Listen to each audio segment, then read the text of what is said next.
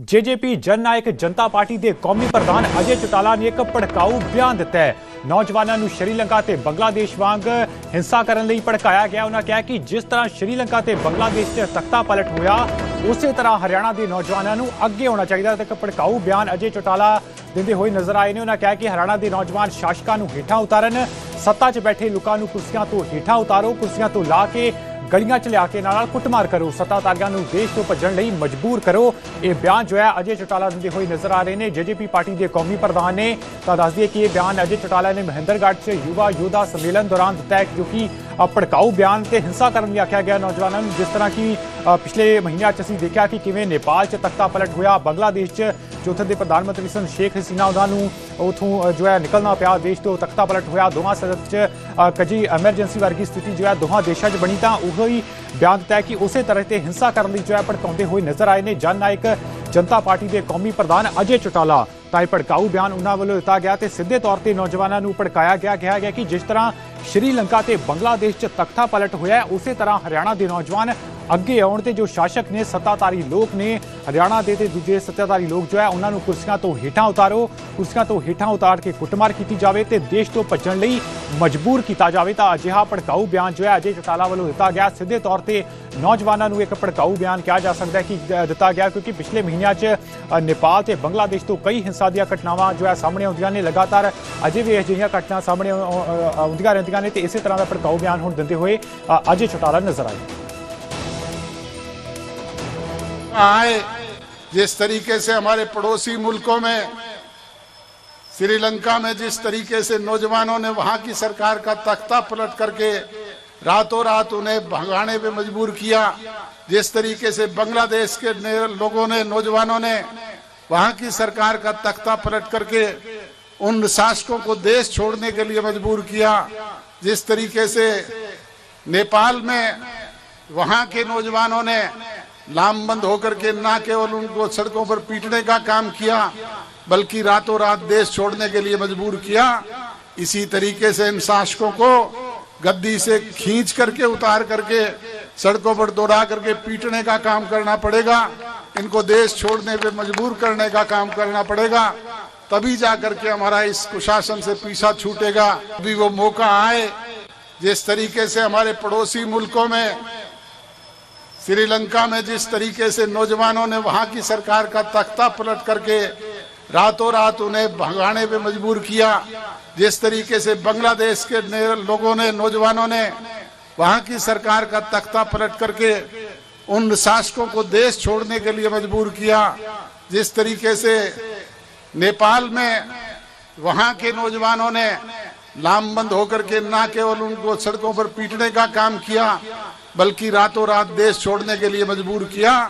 इसी तरीके से इन शासकों को गद्दी से खींच करके उतार करके सड़कों पर दौड़ा करके पीटने का काम करना पड़ेगा, इनको देश छोड़ने पे मजबूर करने का काम करना पड़ेगा, तभी जाकर के हमारा इस कुशासन से पीछा छूटे। तो बिल्कुल सीधे तौर पर सुनिया जा सकता है कि किस तरह भड़काऊ बयान नौजवानों को सीधे तौर पर दिंदे हुए नजर आए ने जो जेजेपी के कौमी प्रधान ने। तो साडे नाल अंकित दुधानी जुड़ चुके हैं लाइव। तो अंकित बिल्कुल एक भड़काऊ बयान जो है नौजवानों को सीधे तौर पर दिते गया है जो कि जेजेपी के कौमी प्रधान वालों। तो बिल्कुल की मायने कढ़े जाने इस बयान के?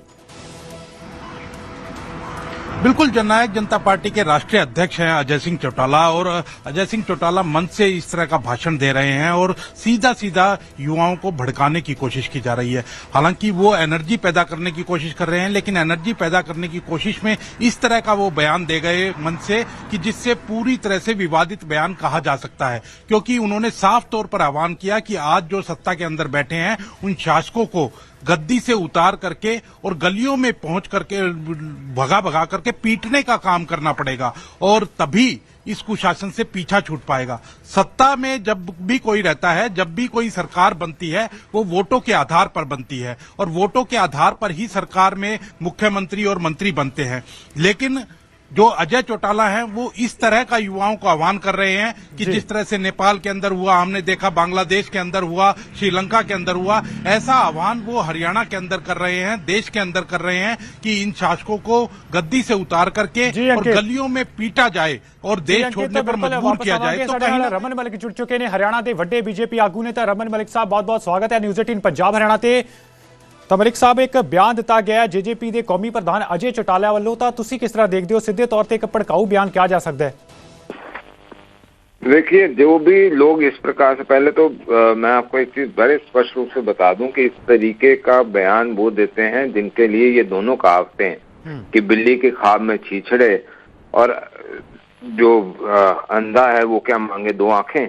तो ये जो बयान है इसको इसी लाइट में देखना चाहिए कि जिनके अपने बस की कुछ नहीं है, भिखमंगे जो हैं वो आज इधर उधर घूम के अपनी सत्ता में आने के लिए, वो परिवार जो इस चीज के लिए मशहूर है कि उनके पिताजी स्वर्गीय चौटाला जी जो हैं वो घड़ी का कांड हुआ था, बाहर से घड़ियां लेकर आए थे और पकड़े गए थे, या जो अपना इनका छोटा वाला बेटा है वो मुंबई के अंडरवर्ल्ड डॉन के साथ सट्टा लगा के फिर पैसे नहीं दिए तो फिर उसके लिए उसका बड़ा एक प्रॉब्लम खड़ी हो गई थी।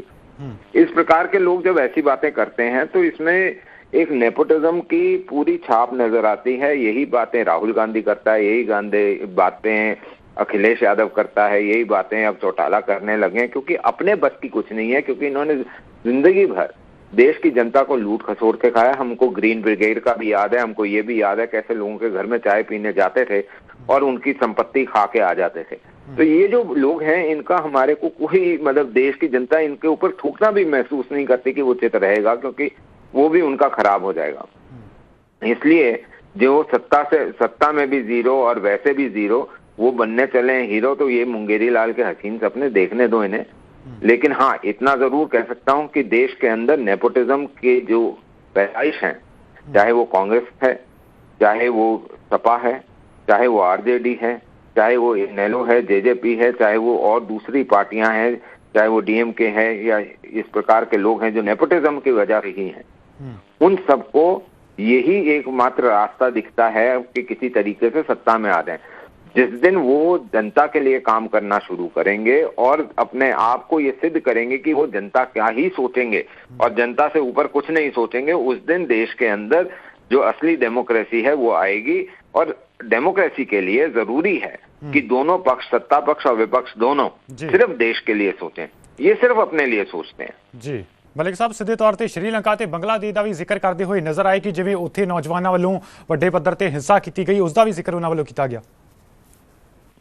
देखिए, मेरे को स्मरण आता है जिस तरह से ये बोल रहे हैं, कुछ दिन पहले ऐसी बात मेरे ख्याल से 1.5 महीना पहले लखनऊ में सपा ने भी कुछ हुज्जत लेने की कोशिश करी थी जी। और उसके उपरांत देश का और लखनऊ का यूथ जो है वो सड़क पे आके बोल रहा था कि योगी जी तुम लठ बजाओ, हम तुम्हारे साथ हैं। तो देश के अंदर भी यही माहौल है, कहीं ये ना हो कि इनकी ख्वाहिशें जो हैं इनको वहां पहुंचा दें जहां आईसीयू हो और इनको सेक ही सेक मिलता रहे। जी जी, ਤਾਂ ਬਿਲਕੁਲ ਸਿੱਧੇ ਤੌਰ ਤੇ ਕਿਹਾ ਜਾ ਸਕਦਾ ਹੈ ਕਿ ਮਤਲਬ ਜੋ ਵਿਵਾਦਿਤ ਬਿਆਨ ਇਹਨਾਂ ਵੱਲੋਂ ਦਿੱਤਾ ਗਿਆ ਹੈ, ਇੱਕ ਤਰ੍ਹਾਂ ਭੜਕਾਊ ਬਿਆਨ ਹੈ ਕਿ ਨੌਜਵਾਨਾਂ ਨੂੰ ਸਿੱਧੇ ਤੌਰ ਤੇ ਭੜਕਾਇਆ ਜਾ ਰਿਹਾ ਹੈ। ਮਲਿਕ ਸਾਹਿਬ, ਕੋਈ ਹੋਰ ਇਸ ਤੇ ਕਾਰਵਾਈ ਹੋ ਸਕਦੀ ਹੈ ਜੇ ਇਸ ਤਰ੍ਹਾਂ ਭੜਕਾਊ ਬਿਆਨ ਸਿੱਧੇ ਤੌਰ ਤੇ ਨੌਜਵਾਨਾਂ ਨੂੰ ਦਿੱਤਾ ਜਾ ਰਿਹਾ ਹੈ, ਕਿ ਸਿੱਧੇ ਤੌਰ ਤੇ ਸਪਸ਼ਟ ਸਟੇਜ ਤੋਂ ਇਸ ਤਰ੍ਹਾਂ ਪਬਲਿਕਲੀ? देखिए, मैं बीजेपी के लिए नहीं कह रहा, मैं एक ये जो अब मैं बोलने लगा हूँ ये कहावत भी है और ये देश के संदर्भ में बोलता हूँ जी। देश के अंदर अव्यवस्था फैलानी और अराजकता फैलाने का एक जो मंशा होती है जी, उसके खिलाफ मैं बोल रहा हूँ। और वो ये है कि कुत्ते भौंकते रहते हैं, कारवां निकल जाता है। तो इसलिए जो देश के खिलाफ बोलता है उसको देश दो कौड़ी का नहीं समझता।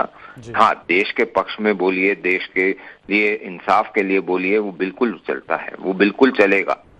आप देश के लिए चलेंगे तो देश आपके लिए चलेगा।